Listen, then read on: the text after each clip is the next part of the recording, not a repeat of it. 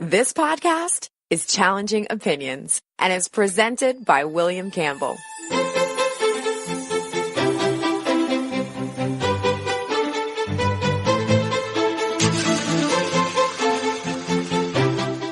Thank you for downloading the Challenging Opinions podcast for March 11th, 2019. Many film actors, and maybe Hollywood in general, is known for support of liberal and progressive causes. But where does that leave someone who covers Tinseltown from a conservative point of view? Let's find out.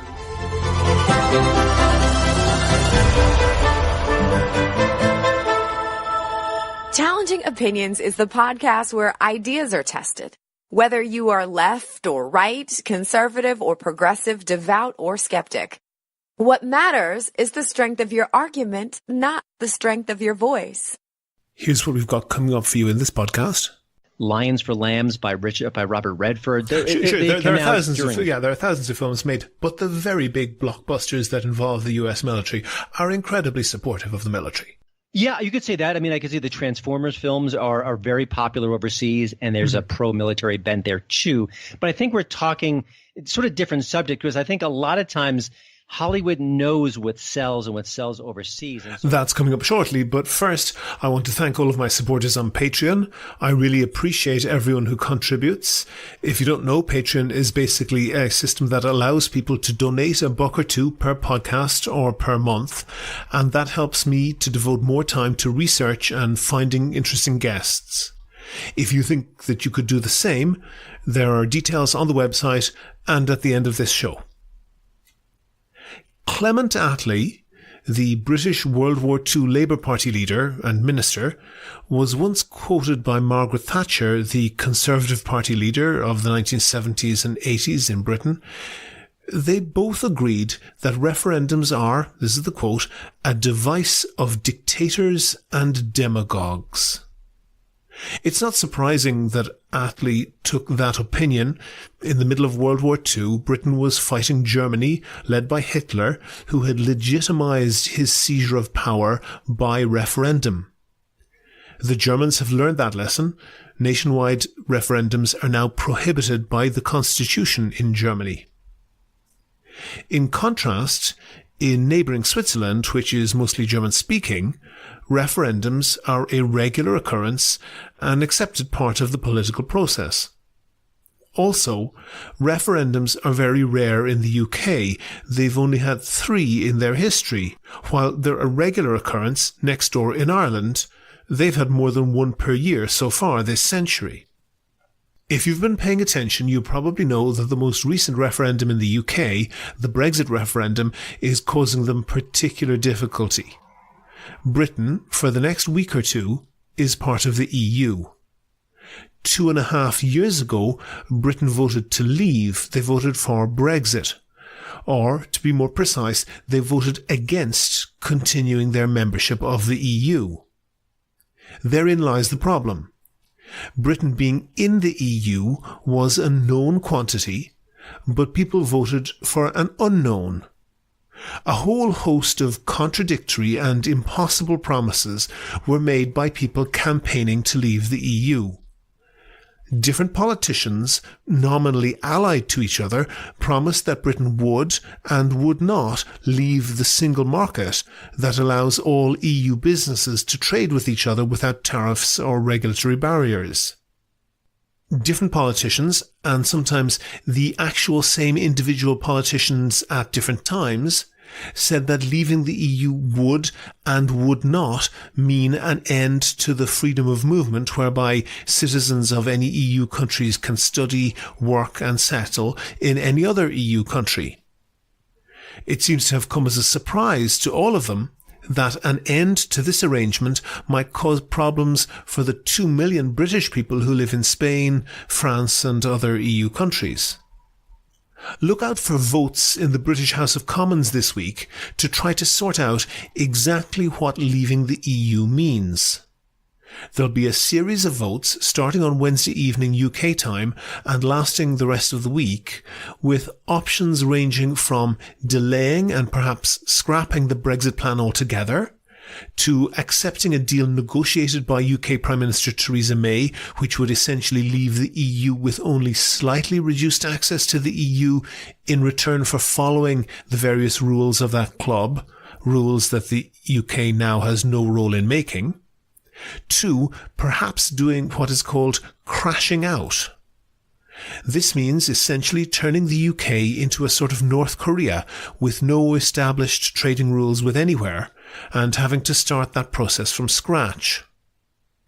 Any one of those options could be viable with enough time to prepare, but the bottom line is that in nearly 3 years, the UK has not managed to decide which of those options to seek, so preparing for even one of them in less than 3 weeks seems optimistic, to say the least. But my real point here is that established political practices work for a reason. The mess over Brexit happened because the UK is unfamiliar with holding referendums. They haven't really settled on a way of doing it. In particular, they don't have any mechanism to prevent people from having the option of voting for something that's impractical or even flat out impossible.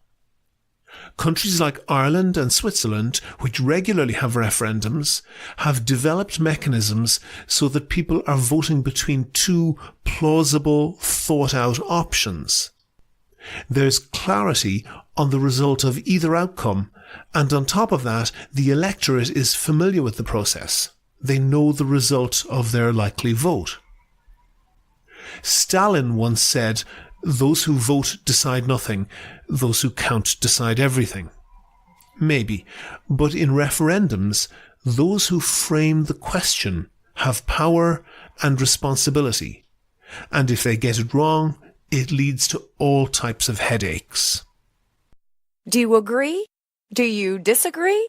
If you want your point of view heard, email podcast@challengingopinions.com and say what you think. On the line now is Christian Toto. He's the editor of HollywoodInToto.com. He's also an award-winning movie critic and presenter of the Hollywood in Toto podcast. Christian, you've said that a lot of conservatives complain about liberal news bias and that there's the same thing in entertainment news. Can there really be a political bias in entertainment news? There really can be. And I think often the bias you see in the news is as much as what you see and how it's tilted as what's missing in the different reports. And I'll give you a recent example. Penthouse Magazine recently rebooted their website, and they launched it with this story about Judd Apatow, a very talented writer-director, responsible for some of the biggest comedies in recent years. And he's gotten very, I guess you could say, woke of late, and he's been very critical of Louis C.K. for some of his recent commentary. And what that particular Penthouse writer did is look back at Judd Apatow's past, some of his stand-up material, some of his movies, and said, wait a minute, a lot of your material in recent years has been rather offensive, rather sexist, and not really in line with what you're preaching these days, and sort of drawing the comparisons and saying, you know, why are you being hypocritical? Which I think is a valid point. And listen, I've been very critical of this outrage culture where you can't say certain things, you can't joke about certain topics. So that particular article really brought that to light. Now, I actually covered a very similar topic a few weeks ago at my website, and yet most mainstream media outlets are ignoring this story, even though hypocrisy, especially from someone like Judd Apatow, who's a huge name in comedy circles, you think would be catnip. So that's just a quick example of what's going on in the media. Now, Judd Apatow is left of center. He's been very vocal about his hatred for President Trump. That's all well and good. He can say what he wants. But my thesis is that people like him are offered a bit of protection from the media, whereas if it was a right-of-center star like a James Woods, the veteran character actor, if he said something outrageous or silly or mean, it might get more media traction. So that's just a quick example of what I've witnessed over the years. Oh, okay. And I kind of get your point. And of course, you know, if you just look at political endorsements, it's blindingly obvious that Hollywood skews liberal and probably skews left as well. But are you sure that that comes through? Because if you look at American influence within the United States, that's one thing. But if you look at American cultural influence outside of the US, the way that American culture marshals support as soft power for the United States, it is incredibly powerful. And the US couldn't possibly hope for a more nationalistic or more American supporting and more effective American supporting media than they have. That's true, isn't it? Well, I mean, I think it's a different issue from bias in the media. And I do completely agree that the soft power that Hollywood has is rather impressive. I mean, our cultural products are out all over the world. So if we have a story, if we have a film franchise, if there's a TV show that gets, worldwide coverage, yeah, that message will get out there. But, and often in recent years, there's been a sort of an anti-U.S. military bent to certain films. So that's changing of late. It was more prevalent during when President George W. Bush was in office. So, yeah. Really? The Black Hawk Downs were an anti-military? Well, I mean, look at Stop Loss, look at In the Valley of Elah, look at Redacted. There's a couple others, Green Zone with Matt Damon as well. Lions for Lambs by Robert Redford. There are thousands of films made, but the very big blockbusters that involve the U.S. military are incredibly supportive of the military. Yeah, you could say that. I mean, I could say the Transformers films are very popular overseas, and there's a pro-military bent there too. But I think we're talking sort of different subject, because I think a lot of times Hollywood knows what sells and what sells overseas, and so the buck matters more than anything. So if it's a movie with a pro-military theme, they're going to push it. But I'm talking more about the sort of the political statements of specific actors and how the Hollywood media covers those things. And just give you another quick example, Judd Apatow, I think he talked about how President Trump was going to start Nazi Germany 2.0. And there's been a lot of really hyperbolic statements made by specific actors. Ellen Barkin recently intimated she wanted President Trump killed, and then later said she wanted Louis C.K., the comedian, to be raped and shot at. And those two stories got little to no media coverage. So that's what I'm talking about. Pause on that. And it's going to be easy for either you or me to find specific instances of somebody being very biased in one particular direction or somebody not being criticized when they might be, where that shows perhaps an inconsistency. But it's difficult to get the totality of that. You would accept, though, the totality of the output of Hollywood is something that is supportive of what might broadly be called American nationalism. Well, I cover movies a lot. The messages I get is a different sort of flow. I mean, I think a lot that what Hollywood produces today is more franchises, it's more superhero films, it's horror films on a lesser scale with lower budgets, which do well financially. So, give me some examples of sort of the American nationalism you're talking about, because I want to dig deeper here. Well, and you've absolutely stumped me in the moment because you're the movie critic and I'm not.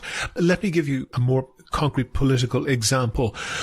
In the time shortly after the fall of the Soviet Union, the fall of communism in Eastern Europe, there was just enormous demand, and it was VHS tapes at the time. There was enormous demand for VHS tapes with American movies, and it was typically gung-ho action hero American movies, the Rambo types. And if you go to Cuba now, might be illegal for you to go to Cuba, but I've been there a couple of times, and they talk perhaps cynically about the Cuban internet. The Cuban internet means USB sticks, and they trade pirated American, mostly movies and TV series.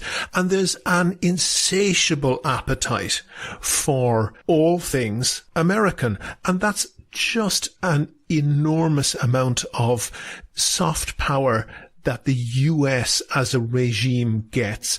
And I'm just thinking, the Hollywood liberals tend to work in a bit of criticism of the US power structures in there. Couldn't they hold their nose? Couldn't they put up with that, given how much it gives them in terms of international soft power? Well, I think the actors themselves are thinking more about their careers and maybe specific messages they share on, say, social media than sort of the soft power argument, which is, again, is true, is valid. I also think you mentioned this sort of the fall of the Soviet Union. During the 1980s, there was a lot of Rambo-esque movies. I mean, that was the age of Stallone and Schwarzenegger, Steven Seagal, Bruce Willis. So I think the sort of that soft power, that sort of rah-rah macho U.S. image was definitely front and center at that time. And there was even a documentary, I think it might have been Chuck Norris and communism, something like that, that talked a little bit about sort of how those kinds of movies were being seen overseas. So it's an interesting point, but I think that the Hollywood product has changed pretty dramatically since then. We still get the kind of the action movies, the John Wicks, the Atomic Blondes, but you don't get that Rambo-esque storytelling like you did in the 80s. One series that I followed very closely over now, sadly, but was really excellent, I thought, Homeland. And that evolved quite a lot during the various series, but the first few series were criticized quite sharply for being essentially racist. And there was one incident where I thought deliciously a couple of Arabic students or Arabic-speaking students were hired as to do some set dressing and to do some Arabic graffiti on a set that was meant to look like an Arabic market, and they wrote in Arabic all over the place, "Homeland is racist." They certainly felt that. But it evolved towards being much more introspective about the US. Is that the sort of thing that you're talking about? That and there was essentially an Alex Jones type character who was a villain very much in that. Is that the sort of thing that you're talking about? That there's a pressure from the actors, the writers, those type of people. They don't want to be seen to be too red-roaring nationalists in the American sense. Yeah, I mean, I think that's a good example of storytellers who heard the critiques, reacted to them directly, and a show that changed, like you said, dramatically in its approach. So I agree. I also think that I've been watching movies forever, and I've been doing it professionally for a couple decades now. Today's Hollywood is much more active, much more activist, and much more willing to send a message through its stories than ever before. We see that a lot on television, a lot of anti-gun messages on different stories. It's almost like the script will stop cold to kind of leave a message, and then the story will resume. So absolutely. And I think The Homeland is a great example. And another quick point is I think while the soft power argument is valid, I think that sometimes U.S. studios are wary of being too rah-rah. And just a quick example, the movie First Man, which came out late last year, which was about the Neil Armstrong and landing on the moon. And there was a lot of kerfuffle in the United States about the movie didn't show the astronaut planting the U.S. flag on the moon. And the director had talked, this was his artistic choice, which is well and good. But it was seen by some as saying, well, if the movie wants to sell overseas, it might be too pro-America, and that if overseas audiences get that, they may be less willing to accept it, to buy tickets for it. So some people thought of it as more of a pragmatic decision to kind of appease overseas audiences. So you may or may not be correct, but whoever made that decision, if they were making it on that basis, I think they were entirely wrong. They made the wrong call. That's an incredibly, iconic moment. I don't think anybody anywhere around the world could fail to be moved by that, even if it's the US flag that's being planted on the moon. But one issue that I wanted to move along to, isn't it true that if you're going from the Fool in King Lear forwards, it's always the case that the actors, the performers in the society, it's their duty to go against the grain, to be essentially anti-establishment. In comedy in particular, comedy always has a victim. If you're punching down, that gives a ugly type of comedy. Any decent comedy is punching up, and that means they're essentially criticizing the people in power.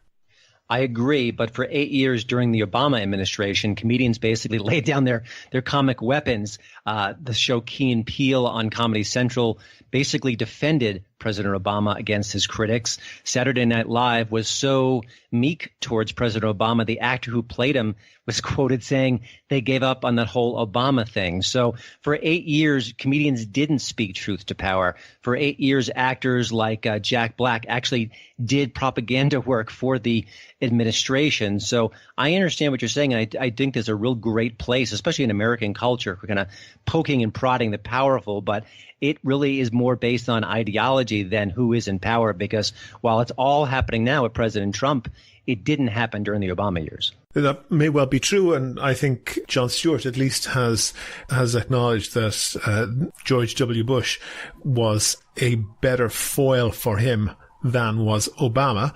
I don't know what would have happened if he hung around into the Trump era, but that's a different story. But I'm thinking of moving on from the Me Too and this very critical culture that we're moving into. And just recently, you'll be aware, Liam Neeson made a fairly complex statement of how he felt and what he did after someone close to him was raped. Do you think, and also I'm thinking maybe of Kathy Griffin, who was eviscerated really when she posed with a model of a severed head of Donald Trump. This, I think that no matter who it's attacking, this culture is just terrible. It really has no subtlety and no depth of understanding at all. Would you agree with me? I completely agree. I think often context is not only just ignored, but is pushed out the window. I think in the case of Kathy Griffin, there is a tradition in the United States where you don't physically or pose to threat the president. And I don't care who the president is. I think that's wrong. And I think that's sort of a good thing. I mean, I think that it's bad to mock the first... Wait. Go back. You said that Kathy Griffin should have been criticized for that because she shouldn't go after the president? To me, there are very few things you can't do with comedy, with commentary. But for years and years and years, it's been the tradition in the United States that you do not threaten the president. And I think she had a visit from the Secret Service after that particular incident. Some other people have as well. So was there anybody on the face of the earth who seriously believed that there was even the remotest chance that Kathy Griffin was actually going to cut Donald Trump's head off? I completely agree. It is a silly use of power. It is sort of the tradition in the United States that it's hands off on the president. You can make fun of him or her. You can mock them. You can do any sort of situation or scenario. But when it comes to threats on life, pretend threats on life, things like that, the Secret Service, for better or worse, does take it seriously. But I will say what's interesting about the culture in the U.S. right now when it comes to this outrage machine is that it's very selective. Kevin Hart was given the Oscar hosting gig, but because he had told some jokes that were homophobic around 8 or so years ago, he lost the gig. And yet the person who hosted the last 2 years, Jimmy Kimmel, has donned blackface multiple times, has told very sexist jokes in the recent past, and he was allowed to host not once but twice. And so that's some of the things that I wrote on. Pause on that for a second, Chris, because when you make that comparison, isn't that in danger of losing the subtlety as well? Because it's easy to make a headline out of a joke or out of an act that doesn't get the subtlety of what somebody is saying. And it is very likely to be the case that in some cases, and I don't want to refer specifically to the people that you're talking about, but in some cases, that might have been a very, very reprehensible piece of not very good work. In other cases, it might have been something that was either fair game or something that was a subtle take on an issue. Listen, I agree that many times we just hear the face value headline and we get shocked and outraged. Back in the 1980s, if a comedian dressed up in blackface to perform as someone else, no one blinked an eye. Billy Crystal would play Sammy Davis Jr. and he would darken his skin to complete the visual effect, and no one cared. But he wouldn't dare do that today because the culture has changed and we're more sensitive to issues of the minstrel shows and blackface back in the day and how much racism was baked into it. So there's lots of different nuances here. But one of the things that I point to is sort of the inconsistency of attack, where if you look at what Alec Baldwin, the actor, has done over the last 10, 20 years, he's been accused of hurling homophobic epithets. He allegedly struck someone recently in a New York City incident. He's got a short fuse. He's got a short fuse, and he's a very talented actor. But none of those incidents have derailed his career at all. He's still on Saturday Night Live every other week doing his Trump impression. He gets work. He gets gigs. And he has done a lot of things which, if done by someone else, might be deemed too outrageous. He might be, censored. He might be losing his gigs. So that's one of the things that I focus on with my work is sort of the inconsistency of the outrage. And if you're upset about this, you should be that. Chris, doesn't the inconsistency flow from one thing, money? No, not necessarily. It more often flows from ideology, because Alec Baldwin is a very left of center soul. He does a wonderful job of eviscerating Trump on Saturday Night Live. And I think that some people say, well, sure, he's a bad guy, but he's doing good things for the cause, and they're going to go with him and they're going to stick with him. Whereas Kevin Hart, who's a pretty down the middle kind of a guy, he doesn't get very political. But if he was a hard left person who was attacking Donald Trump left and right in the middle, I think he would have had a measure of cultural protection when those homophobic jokes had come out. That's my theory. That may well be correct. I'm actually less interested in that than in the type of situation that happened to Liam Neeson. Liam happens to be Irish, like me, so maybe I'm being overly sympathetic. But I think that what Liam Neeson said had real subtlety to it, and it was really a bearing his soul moment, and he was trying to essentially explain how he could understand racism because he had felt those feelings. And he was doing that from a position of saying that, he had learned something about himself that he was scared of. And he tried to make a subtle point that was shorthanded into a 4-word headline that said Liam Neeson is a racist. That might not be 4 words, but you get the point. It was incredibly misleadingly represented.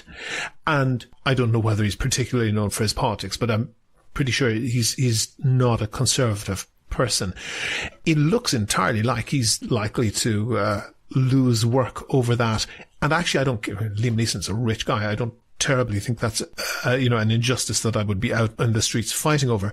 But what I'm really concerned with is that what he actually said was completely lost. That's a real danger, isn't it? Oh, I completely agree. And I completely agree with the way you framed it. It was a confession. It was him saying, hey, sometimes we all have hate in our hearts. Sometimes we all think of things that are deep and dark and terrible and wrong, but that we move past them. And it was a very confessional moment. Now, I have to say, as someone who studies Hollywood, I would have advised him, don't ever say that, because the culture is at a moment where we don't look at context. We don't look at the nuances. We don't look at the subtlety. We don't look at the potential for growth within a human being. We look at Liam Neeson says something racist, and that's the way it's framed. So if I were his advice, I just would have never said to go there. But listen, he's an actor. Hang on a second. Yeah. Doesn't that really speak to the place of the arts? Sure, if you were his advisor, maybe if you were his financial advisor, you'd have said, stay away from that. But he's, at this stage, a multimillionaire. He can afford never to work again. Isn't that the sort of person we need to tell the truth? And I note, and I don't want to, make anybody a spokesperson for all black people, but I note that Whoopi Goldberg was out like a shot saying Liam Neeson is not a bigot. And you may not be familiar with John Barnes. He's quite a well-known figure in the UK, a footballer. He's black. He came on and said Liam Neeson deserves a medal because he had explained what black people face. And John Barnes was very clear that he did not think that Liam Neeson was a bigot, but that is something that can exist in the heart of white people, or maybe all people. Even though they consciously know what they should do, we all need to acknowledge that we have some feelings deep down that we might prefer that we don't have. Isn't that the role of the arts? I would say that what Whoopi Goldberg said was actually almost more important than what Liam Neeson said, in that she is defending him as a person, defending his right to speak, defending his right to evolve. And I think that's the sort of the 1-2 punch. If Liam really wanted to send an important message into the culture, and that was more important to him than future gigs, then all the power to him. It was a voluntary effort, which is the thing that leaves me scratching my head. It wasn't like he was caught doing something, or there was an audio confession that was released and he had to explain it. But I think what we need to have in our culture is more people with cultural power like a Whoopi Goldberg to say, hey, I know him.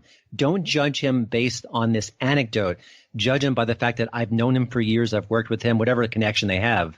He's not a racist. I think that's really what's important. And it was one of the interesting things about the Roseanne Barr situation when, she came back on Roseanne. It was a huge hit. And then she made this horrible, racist, dumb tweet.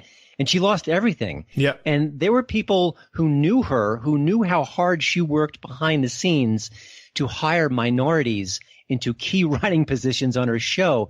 And to me, that is more important than a one single really dumb, potentially very racist tweet, because in her heart, in behind the scenes, she was helping people of color.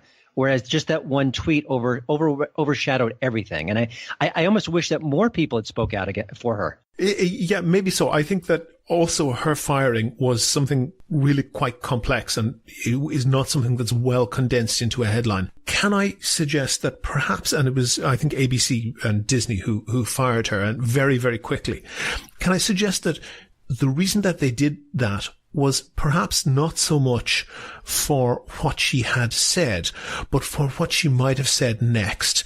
And that if they were to take the hit for that and ride out the controversy, and then Roseanne Barr, being Roseanne Barr, came out with something else that was also outrageous, that would be likely to do them a huge amount of damage. And I'll leave that point hanging because I want to roll that really into my last question. And I note that the Chinese government, or perhaps not the Chinese government, but companies owned effectively either by the Chinese government or the Chinese Communist Party or the Chinese military, are buying up cinemas all over the United States. If you're sitting this weekend in a movie theater anywhere in the US, there's a very high chance that that movie theater is owned by an entity that is effectively owned by the Chinese government. Isn't it the case that what is happening here is money? That's the reason why you don't get Chinese bad guys in movies anymore. I know there's been at least one movie where they went back and digitally re-edited it to delete the bad guys from being Chinese and to drop in digitally North Korean flags instead of Chinese ones in order not to offend China. It's money. That's why all of this happens. Isn't that true? That's why a lot of this happens. I think the movie you're referring to was Red Dawn, the remake from a couple of years ago. That's the one, yes. I was trying to get the name. It wouldn't come to my mind. Thank you. You described it perfectly. So, yeah, that is true. And I also think it's interesting because there are some free speech issues, to be kind, in China, and yet actors routinely don't speak out against China, against Chinese issues, because they know that China is a huge market, not just with the theaters owned in the United States, but over, obviously in China. It's a movie-going public that loves to check out films. And if they do certain things or say certain things, those films won't appear. There have been artists who have said, I don't want to have my work restricted or censored or tweaked or edited, but if it has to get that way to be played in China, they accept it. And I think Quentin Tarantino's films have been there. So, yeah, there's a huge issue there. And I think a lot of the most outspoken people in Hollywood are quiet on there. The one exception is Richard Gere, who's been very critical of China. And he has said he has lost gigs because of it, because the major studios don't want to touch him for that reason, that he often works in smaller independent films where the risk isn't as magnified. So check out Richard Gere on the issue. He's very interesting to listen to him speak. I will certainly do that, and I'll put a link to any information I can get about that in the notes for this podcast. Christian Toto, editor of HollywoodInToto.com and presenter of the Hollywood in Toto podcast. Thank you very much for talking to me. This is fun. Thanks so much. Never miss a show. You can subscribe to the podcast for free using iTunes, Stitcher, TuneIn Radio, or any other podcast software or app. See challengingopinions.com/subscribe for details. Go to the website for sources and links to what we were talking about. And while you're there, please like the show on Facebook, follow @ChallengingO on Twitter, and follow Christian Toto @HollywoodInToto. And get in touch with me if you can suggest a guest or topic for a future show. And thanks to everyone who's signed up as patrons on Patreon so far. I really appreciate that. It means that I can devote more time to research and to finding interesting guests. And if you could do the same as them and donate $1 or $2 per podcast or per month, you'll find the link on the website. Also, you can find out how to subscribe to the podcast for free on your computer, on your phone, or by email. It's all at www.challengingopinions.com. Coming up next Monday, that's March 18th, I'll be talking to Kathy Reisenwitz about why she loves cities and how they can be improved. The Challenging Opinions podcast is produced and presented by me, William Campbell. Thank you for listening.